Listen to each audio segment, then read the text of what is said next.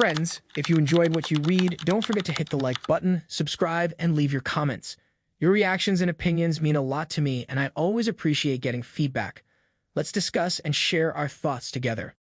Sounds fake, sounds like drama script. Don't effing care, I need to get it out somewhere or I'm going to go nuts.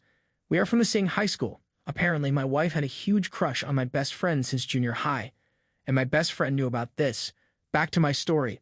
It's been 10 years since we got married and she still loves him. That makes it 10 years of one-sided love from her to him and 12 years of my one-sided love to her.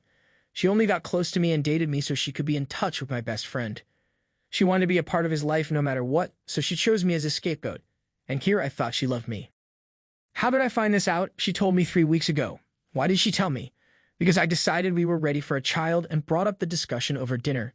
She told me she could make love with me, she could marry me, and even act like she loved me, and obviously did a pretty damn good job at it, but she can't bear to give birth to a child that is mine and not his. She can't give birth to a child who looks like me and not him. So she can't have my child. Then she left me. That day, she didn't even say sorry. Not that it will make it any better, but she did say she did her best. And this is what it is. That's the end of the story. I have no more to tell. She just left and is not picking up my calls, emails, texts, or whatever way of contacting her. I haven't reached out to my best friend either. I know they are not together. Actually, maybe I'll be happy for her if she does end up with him at this point. And here I am, not even feeling anything, and I'm not sure if this is normal. This feels like a whole big play. I'm not sure if this is normal. This feels like a whole big play. I'm not even sure if I even put this right in text. I'm sorry. This is a mess. Update. Thank you all for your concerns. Just to clear things up. 1. We did talk about kids before this. A couple of times actually, but I wasn't very serious about it until now. She said she wasn't really into having kids yet, and she just wanted to enjoy ourselves when we could. I didn't know that would mean so differently to her. 2. She made it clear that she isn't seeking any relationship with my friend. She told me that she doesn't really imagine having a relationship with him, and that will be how it is for whoever knows how long. I know this sounds weird, but she told me that this whole one-sided love is a bit of a permanent habit of hers that she can't get rid of. Ever. I don't know if she sought therapy for this because I was out of my mind at the time to even ask about some of the questions I have and want her to answer. 3. Divorce. I'm not sure how I will be dealing with this. I really love this girl. This woman. To sound even more crazy, I still do. No, I don't intend to continue this marriage. This marriage was meant to break from the very start now that I think about it. I'm just really tired at the moment to even seek an attorney, psychiatrist, or therapist. I know I am also weird, but I want to talk to her first before doing things legally. There are so many things I want to ask her, talk about, hear about, and be mad about, but I just can't do any of it right away. My buddy probably doesn't know that she still has feelings. Who would have known that a person could have one-sided feelings towards someone for over a decade? I don't intend on talking about it to him until some of the things are cleared up on my side. Thank you again for your care. I'm sorry I can't give the best response at the moment. Update. Hi all, hopefully you have been well. Thank you all for your kind and comforting words, I really appreciate it. I'm not sure if this is an update or not, but I'm in a better mental state today, so let me get some stuff out. Let's get this started. It's long, and even though I am in a better mental state, I may not put these words together as I want them to be since I have so much to say. There are lots of T's and I's in this post, excuse my grammar as well. Let's start with my wife, or what kind of a person she was first. My wife, for one, is a good person. Or was a good person. At least the person who I was with would be viewed as a good person from a social perspective. I'm not saying this to protect her. I'm giving you an idea of how people would view her in general if you knew her. She can't pass by homeless people without giving them anything out of her purse. She can't let a friend be sad and would do anything she can to comfort them. She is full of emotions, empathy, sympathy, love, etc. She volunteers every weekend for seniors and homeless people. Many more can be listed, but you get my point. She was pretty attractive too. That's why I fell in love with her. She was a charming, smart, and kind person. A dream girl. I wouldn't have asked for anyone else. We were all friends, as I have mentioned, and when she showed interest in me, I also eventually grew feelings for her pretty quick. Why would I hesitate?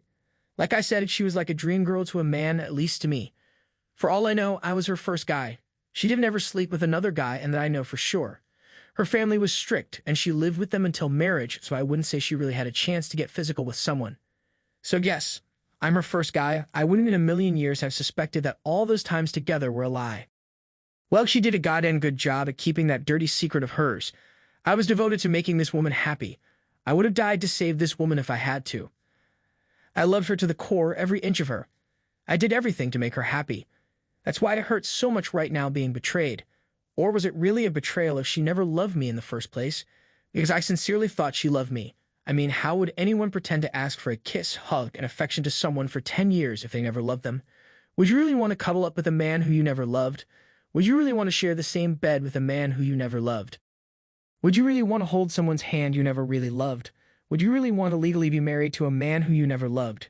Can you really look into their eyes and say you love them with someone you never loved? For real? For over a decade? Really? Can someone be this good at acting? Wouldn't there have been at least the tiniest inch of me in her heart? Reserved with feelings? Did she really? I mean really. Never. Loved me? Even once? For real? Not even once. Yes, I am probably in denial, and I probably will be for a long time. Because apparently you can do all those things without actually loving them, which I still can't believe. Now the update with my current situation. I got up with my buddy last night and asked him what's new, drank a bit, and finally, I brought this conversation up. It wasn't easy to bring it up. I mean to put it in literal text. My wife married me because she loved you. He was shocked, of course. Probably just as much as I was. He didn't know what to say for a long time. It seems like she never contacted him even after she left. With that, to my surprise, other than our small dinner gatherings together that happened sometimes, she never really contacted him personally. To be honest, she didn't really join those dinner gatherings much either. I asked him, did my wife ever say that she had feelings for you? To that, you mentioned. A long time ago, yes, she did say she had feelings for me. But that was like more than a decade ago, long before you two were dating, when we were all young and dumb. We talked for a long time about a lot of things. Mostly about our past, our school years, college years, life, everything. And now here I am feeling guilt. I feel guilty to the point it hurts my guts.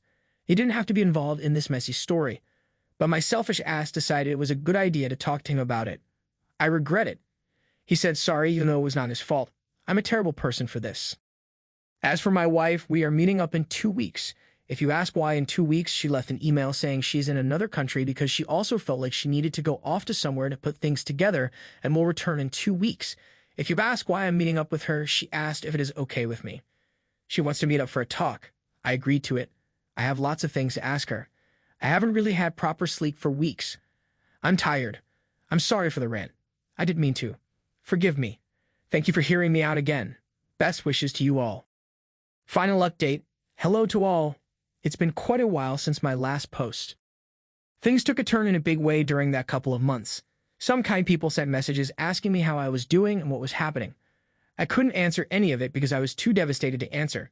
So here is my update. To make things short, my wife died and I am a widower. You may say, what the F after reading this, but she died and it was a self-delete. We met shortly after the email she sent me. Believe it or not, it wasn't pretty. I thought I could keep myself together, but I ended up being hideous. Never have I cried so much in my life, and never have I been so used in my life. I honestly, sincerely, deeply felt the meaning of betrayal. My conversation with her was basically a repeated routine of why did you do this to me? How could you do this to me? Why did you marry me? And why now have you chosen to reveal this to me? She didn't really give clear answers to my questions. She was mostly quiet, and she only gave answers that made me even more emotional. One thing I do remember her saying was, I'm sorry. After some more meaningless conversations, I said I wanted a divorce. Not loving me was one thing, but to deceive me for a decade is another. She agreed to it. Since we needed a year of separation before marriage, we got separated, and that was it. I told her to sincerely off and never show herself in front of me ever again. And she died. A week after she left, I got a phone call from my mother-in-law alerting me that she died. She took a pill and didn't wake up again. She didn't leave any note or any messages to anyone. She just left for good, and that was all. The funeral took place, but I couldn't go. My best friend went, and with that, I hope she's happy with that.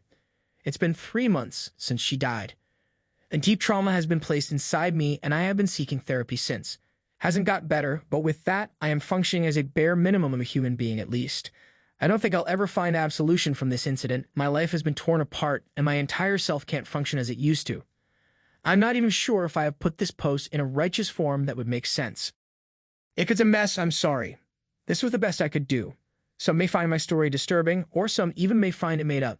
I don't really mind if you find it as a lie. I myself have a hard time believing this and am still processing. I guess I will never find out what her true feelings were and what she wanted to do with me. But if one of her goals was to haunt me for the rest of my life, she did a goddamn good job of that.